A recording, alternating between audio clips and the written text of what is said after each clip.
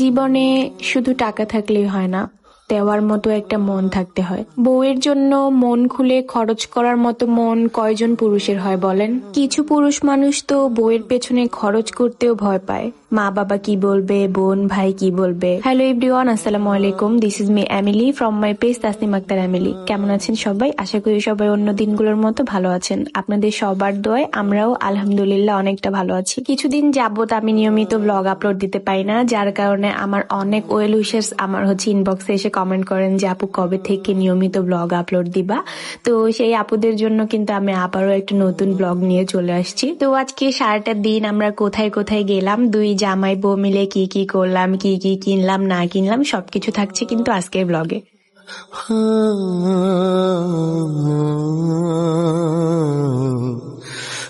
সকাল সকাল ঘুম থেকে উঠতে হয়েছে, যার জন্য সিএনজিতে ওঠার সাথে সাথে আমি ঘুমিয়ে পড়ি।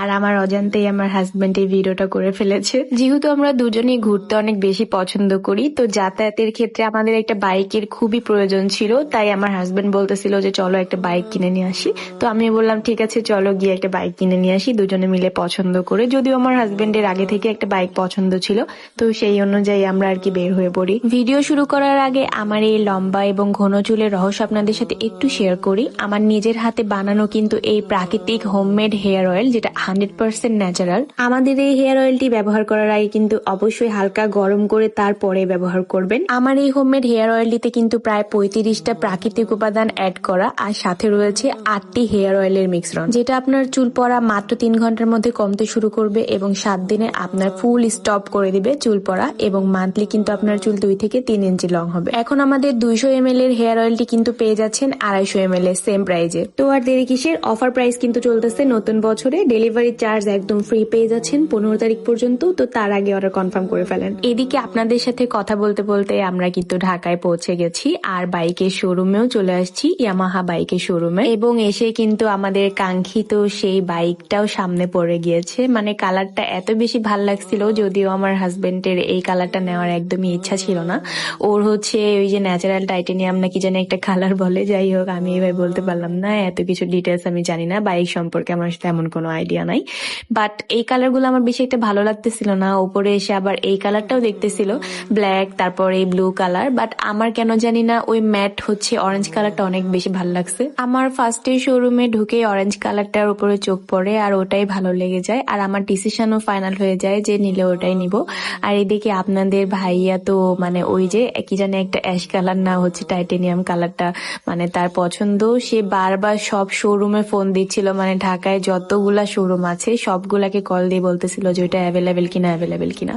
বাট ভাগ্য খারাপ, সেটা একদমই অ্যাভেলেবেল ছিল না। কিন্তু আমার ভাগ্যটা বেশি ভালো, কারণ আমার এই অরেঞ্জ কালারটা পছন্দ ছিল। দেখেন এখানে আমাকে ও কালারটা দেখাচ্ছে। তো যাই হোক, আমি ওরা অনেক বোঝাই যে যেহেতু আমরা ভিডিও করি, অ্যান্ড ভিডিওর মধ্যে একটা ফোকাসের ব্যাপার স্যাপার আছে, একটা কালারের ব্যাপার স্যাপার আছে। যে কোনো কালার কিন্তু ভিডিওতে বেশি ভালো বা সুন্দর দেখায় না, বাট এই কালারটা অনেক সুন্দর দেখাচ্ছে। তারপর যখন দুইজন মিলে কালার সিলেক্ট করলাম এন্ড ফাইনাল ডিসিশনটা আমরা নিলাম, তারপরে আমার হাজবেন্ড তার ভাই মানে আমার দেবরকে ফোন দেয়, আর সাথে আমার ননদের ছেলে ছিল সিয়াম। তো দুইজনকে ফোন দেয় এবং শোরুমে আসতে বলে। তো তারা যতক্ষণে আসতেছিল ততক্ষণে আমরা উপরে গিয়ে একটু পিয়ানো দেখতেছিলাম। একটা পিয়ানোর দাম শুনে আসলে আমরা দুইজনই অবাক হয়ে গিয়েছিলাম, 16 লাখ টাকা। তো যাই হোক, নিচে এসে দেখি যে কালো বাইকটা সামনে রাখছে। সে তারপরেও কালো বাইকের উপরে উঠেও দেখতেছিল।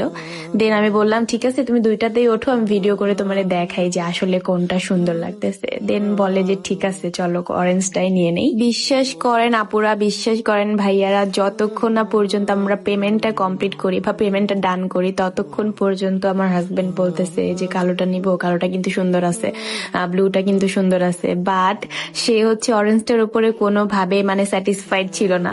পরে যখন পেমেন্টটা ডান হয়ে গেল, তারপরে আর কি করার, যেহেতু পেমেন্ট ডান হয়ে গেছে, দেন আমরা একটু বাইকের সাথে ছবি তুলতেছিলাম এন্ড কিছু ভিডিও নিচ্ছিলাম, যেগুলা টিকটকে বা ফেসবুকে রিলস হিসেবে আপলোড দিব।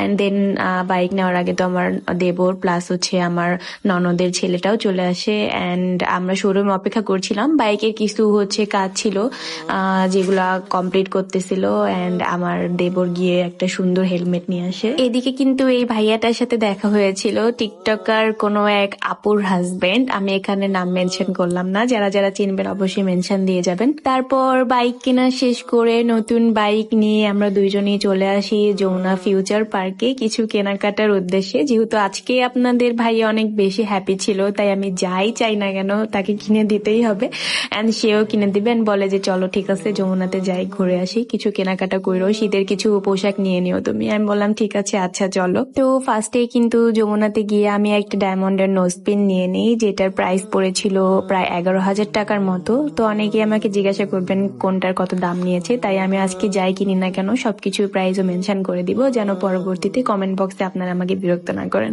নোজপিনটা নেওয়ার পরে আমরা কিছু শোরুম ভিজিট করছিলাম একটা ওভারকোট নেওয়ার জন্য সুন্দর দেখে। দেন শেষমেশ এই ওভারকোটটা নিয়ে নেই, যেটার প্রাইস ছিল 14,000 টাকা। তো আমার কাছে অনেক বেশি ভালো লেগেছিল ওদের কালেকশন গুলো, অ্যান্ড এটার কোয়ালিটি, মানে ওভারকোটের কোয়ালিটিটাও অনেক সুন্দর ছিল। অ্যান্ড দেন ইনফিনিটি থেকে একটা শর্ট জ্যাকেট নেই আর একটা লিপস্টিক নিয়েছিলাম। জ্যাকেটটার প্রাইস নিয়েছিল 2900 টাকা আর লিপস্টিকটা নিয়েছিল 900 টাকা। দেন এই তো টুকিটাকি কেনাকাটা করার পরে বাসায় চলে আসি। নিউ মার্কেটে যাব ভাবছিলাম, বাট আমরা একটু টায়ার্ড ছিলাম যেহেতু বাইক নিয়েছি, দেন আবার বাইক রাইড করে এত দূর আসছি, দেন ঘোরাফেরা হাঁটাহাঁটি সবকিছু নিয়ে অনেকটা টায়ার্ড ছিলাম। তো আপনাদের ভাইয়া বলতেছিল যে অন্য একদিন নিউ মার্কেটে এসে দেন খোঁজাখুঁজি করে তুমি সুন্দর সুন্দর জিনিস নিও, মানে রিজনেবল প্রাইসের মধ্যে। তারপর এই তো বাইক নিয়ে আমরা দুজন চলে আসি। নতুন বাইকে ওঠার মজাই আসলে আলাদা। তারপর রাস্তায় একটু ব্রেক দিয়ে খাওয়া দাওয়া করে নিই, যেহেতু আমরা দুজনই অনেক ক্ষুধার্ত ছিলাম। যাই হোক, আজকে সারা দিনটা আমাদের দুজনের এভাবে ব্যস্ততার মাঝে কাটিয়েছে, কিছুটা আনন্দ, কিছুটা জার্নি, কিছুটা কষ্ট, সবকিছু মিলে আসলে মানুষের জীবন। তো আজকের ভিডিওটা এই পর্যন্ত শেষ করছি, দেখা হচ্ছে অন্য কোনো ভিডিওতে সবার সাথে। আল্লাহ হাফিজ।